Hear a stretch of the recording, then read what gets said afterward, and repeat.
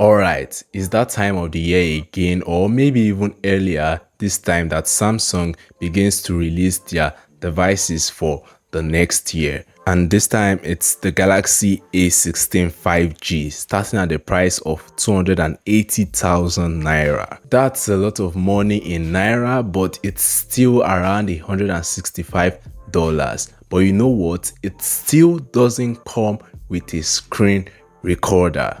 Anyways, what's new? Should you buy it? Well, this video will be answering just that question, and with that being said, let's get started. Kicking things off with the unboxing. As usual, from Samsung we only get the phone and a charging brick.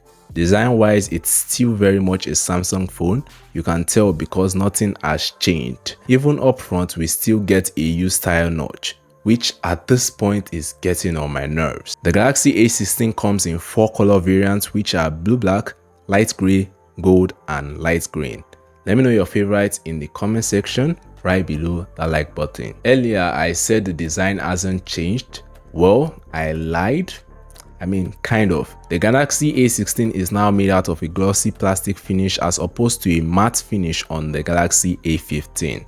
It has an IP54 splash and dust resistant rating, which means light rain or water splashes won't destroy your device. Also, Samsung has finally removed the headphone jack. The Galaxy A16 5G doesn't come with one, just the mono speaker setup and a USB Type-C port. What a time to be alive. At the side is the fingerprint scanner that doubles as a power button with the volume keys just above it. At the other side is the hybrid SIM card tray, so it can either accept 2 nano SIM cards or a nano SIM card and a micro SD card. Back to the hideous notch on the display, the Galaxy A16 5G has a 6.7-inch display with a 1080p resolution, support for 90Hz refresh rate and a peak brightness of about 800 nits on high brightness mode, which can only be achieved if you are under direct sunlight and you have the adaptive brightness feature turned on. The display is AMOLED, which means contents are sharp, vibrant and the blacks are truly black. Also, Samsung reduced the bezels this year, but that chin still remains. Software on the Galaxy A16 5G is Android 14 with One UI 6.1. It's a Samsung software which I think everyone likes. It's clean, usually minimal, and there are no ads. But this time, for some reason, Samsung decided to pre-install Phoenix browser. Like, what? This is giving me Transsion vibes.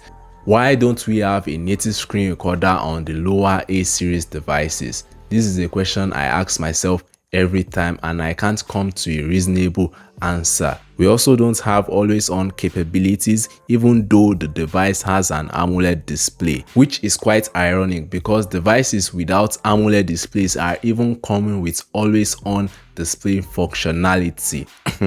Transsion. Anyways, on the bright side, Samsung is promising 6 years of Android OS updates. Even some flagships don't get that much OS updates. But the real question is, will the Galaxy A16 5G be viable for 6 years to come? Well, I would say that depends heavily on if the processor can keep up. And speaking of processor, the Galaxy A16 5G has 2 options depending on your region. In Africa, we get the MediaTek Dimensity 6300 chipset, while I think other regions get the Exynos 1300 chipset. We also get 4, 6 or 8 GB of RAM and 128 or 256 GB of storage. Currently, only the 4 GB of RAM version is available for purchase, but if possible, I advise you to get the 6 GB of RAM version. In all honesty, 4 GB of RAM in an Android device in 2024 isn't cutting it anymore. Also, the Galaxy A16 5G isn't a gaming phone. Don't let the fact that it has 5G fool you into thinking it's powerful. It's just a phone that can handle some light gaming and that's it. Battery life is what you'd expect from a 5000 mAh battery, just enough to carry you through the entire day, and it's capable of 25 watts fast charging, which is the new standard from Samsung. That said, you need to purchase a charger, and do make sure this charger is capable of PD, which is power delivery protocol, so you get up to 25 watts of fast charging. If not, you might get 15 watts or even less, you know. The struggles of not having a certified charger in the box. At the rear, we get a triple camera setup, which includes a 50 megapixel main, 5 megapixel ultra wide, and 2 megapixel macro camera. Up front is a 13 megapixel selfie camera. Quality is quite okay, especially in well-lit environments, which is expected from a Samsung smartphone, and I would say you should just stick with shooting in well-lit environments. When you shoot indoors, try to get as much light as possible. The Galaxy A16 5G is also capable of shooting videos at 1080p 30 frames per second. Alright, what has changed? Well, apart from the barely noticeable processor upgrade, removal of the headphone jack, nothing much really. If you have the Galaxy A15 5G, then you aren't really missing out on anything, and you shouldn't really think of upgrading, especially upgrading to the Galaxy A16 5G. And should you get the Galaxy A16 5G? Well, if you're coming from an older, A series device, then yes, but I would actually advise you to get the Galaxy A15 5G, as it's currently cheaper and it's pretty much the same device with the Galaxy A16 5G.